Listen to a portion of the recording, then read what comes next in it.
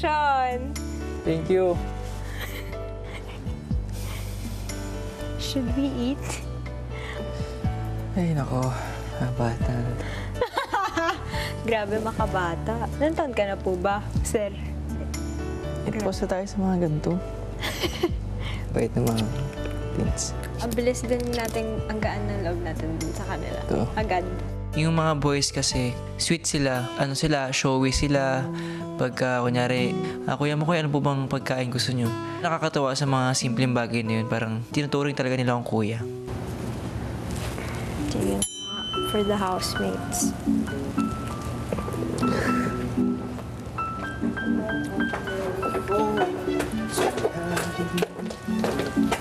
Walang pansinan.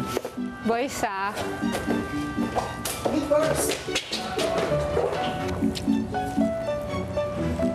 Hanep. Oh, pero,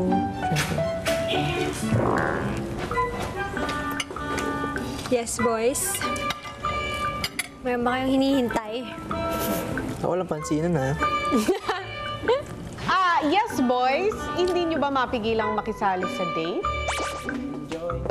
Dito ka, Marco. Maya-maya, mas naging seryoso na ang usapan ni McCoy at Elise. Sabi mo nung pag-uwi dito, pagdating dito sa Pilipinas, may distansya ako. May dito to? Hindi nga. Mamatay? Oo. Mamatay man ako ngayon? Oo. Oo nga. Kasi hindi nga, kaya nga nagulat ako yung reaction ko nung sinabi mo yun. Parang, ha? Yun pala yung iniisip niya? Mahal ko ba nagkausap ko yun nung... Pero hindi naman ako dumidistansya. Napansin ko. Baka ibang reason. Na reason? Hindi ko alam. Basta baka hindi naman yun. Wala kasi mas feel ko mas komportable tayo nung nasa Vietnam. Ako baliktad. Mas komportable ka dito? Oo. Sa akin? Oo. Nakakakaba, nakakaaliw, nakakakin. Paano masabing komportable tayo, di nga tayo gano'n nagkausap. Pagka ginawa ko yung treat ko, same nung Vietnam, parang pangit naman. Mamaya nag-take advantage. Hanep, wala. Hindi naman kasi ako dumidistansya dahil nagkausap kami. Ayun nga di ko nga malam pinag-usapan niya.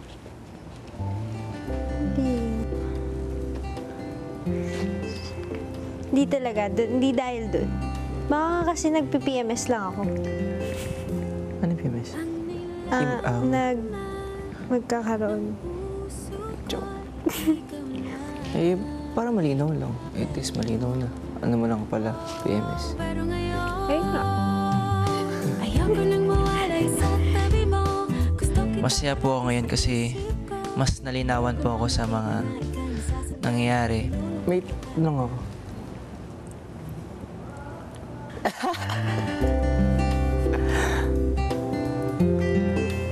Ito sabihin ko, sige, maging honest na ako sa'yo. Sabi ni Asi, hindi magalit si Asi, maintindihan mo na siguro to. Sabi ni Asi, parang mas close pa daw tayo, natanong mo. Ay, mas close pa daw kami ni Asi. Yung totoo pa lang sinabi, crush ko si Asi. Baka hindi lang nga kasi masabi. Siyempre siya. Wala. Sobrang kayo, Ewan ko na lang. Pwede mo na itanong yun. Ha? Paano ko natanong? Hindi ko man tinatanong, sinasabi ko. Bakit mo nasabi yun? Para masabi. Siyempre nakikita ko. Malakas yung pakiramdam ko sa mga ganun. Pero wala. Siyempre di mo siya sabihin. Wala. Grabe yung tingin ko na kay Yasi. Parang kaibigan lang. Grabe to. Lahat gusto ko. Ganun. Wala akong sinabing lahat. Pero sa mga galing yung nickname mo na Bangus?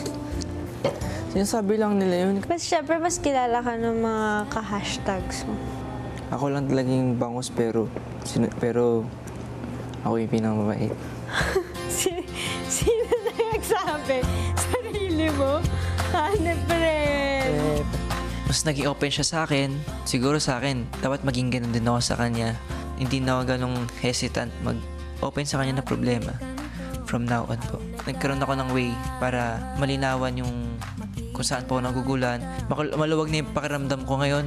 Wala na pa akong ganong inisip. Siguro, bahala na po kung ano yung mangyari sa susunod. At least, sa akin, malino na wala na pong problema. Wala tayong magagawa kung sila yung lumalapit sa akin. Ay, grabe. Oo, wala akong sinabing ganun. Nababasa ko. Wala, boss. No. Nasa-sense ko. Nakakaba, nakakaaliw, nakakakita. Hi mga kapamilya! Be updated with the Pinoy Big Brother housemates by clicking the subscribe button and watch all the latest videos by clicking the I button above.